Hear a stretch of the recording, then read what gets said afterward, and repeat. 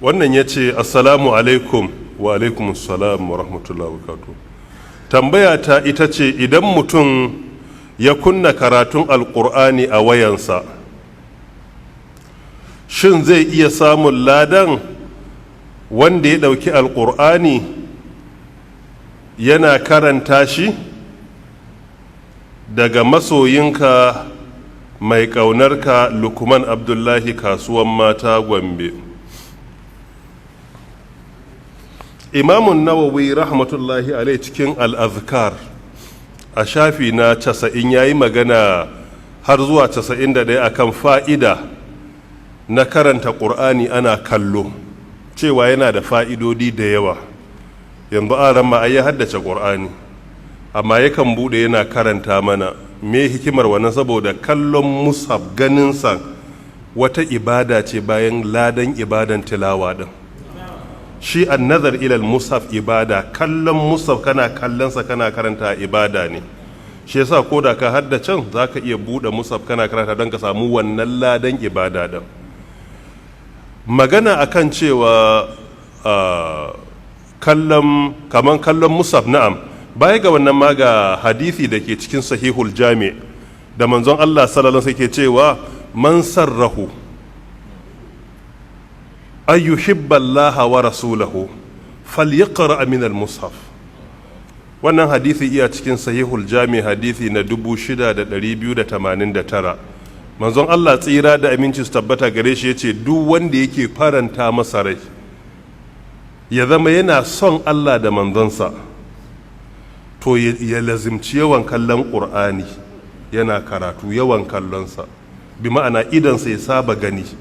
Shi yasa wani lokaci ko da ka haddacin sai ka buɗe ka karanta, wani lokaci ka yi tilawar da kanka, wani lokaci ka buɗe ka karanta, saboda ladan tilawa daban amma ladan kallonsa shi kuma daban. Kaga hadisin sai ya ce ya karanta a mushaf. In dai wai kana so yana faranta maka rai, mutum ya so Allah da manzonsa, kuma Allah da manzansa su yi me, su so shi. Ay yuhibballaha wa rasulahu wa yuhibbuhu Allahu wa rasuluhu. In dai kana so ka so Allah da manzansa kuma Allah da manzansa su so ka, to ka rika lazimtan kallon Qur'ani. So kallon ibada ne. Kula ga wannan yana da kyau mu rika kallo muna karanta. To sai tambayar tasa cewa idan ina karanta kaman a waya haka na bude, shin zan samu ladan ina kallon mushaf na ibada? Akwai fatawa da Amin na Darul Ifta al-Misriya ya bayar, Sheikh Muhammad Abdulsami' shine Amin na Darul Ifta, fatawar su ta shekara 1441. A ciki yana cewa babu kokonto idan aka rubuta Qur'ani aka mai da shi soft copy aka saka a cikin waya, kamar yanzu wannan dan Madina da ke karewa da ayoyi, ai akwai shi da zaka samu a waya komai yadda yake a rubuce a nan haka zaka gan shi. Sai ce do haka an-nadhir fi safha kan nadhir fil hatif din, kallonsa a takarda ɗaya ne da kallonsa a kan screen. Me dalili? saboda ai haruffan kake karanta ba paper ce hadafi ba. In paper ce ai zamanin sahabbai ba paper da irin wannan ba. Da aka ce annazar fil mushaf da ake magana aka faɗi hadisin, ai lokacin ƙur'anin ba ma a takarda ba ne, a jikin dutse ne ko jikin ice ko jikin fata. Amma me aka kira da mushaf su ne waɗannan haruffa da idan ka yake gani, wanda su kake bi ɗaya bayan ɗaya, kake haɗa baƙin kake karantawa tare da ka haddace shi ɗin.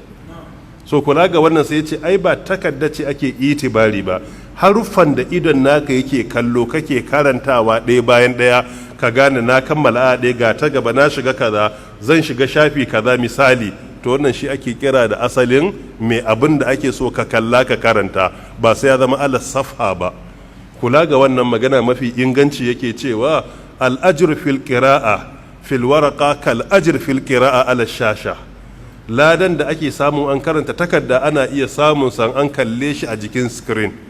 Wani kuma sai ya ce to shi Qur'anin idan yana cikin waya to wayan ta zama Qur'ani, a'a ba ta zama ba.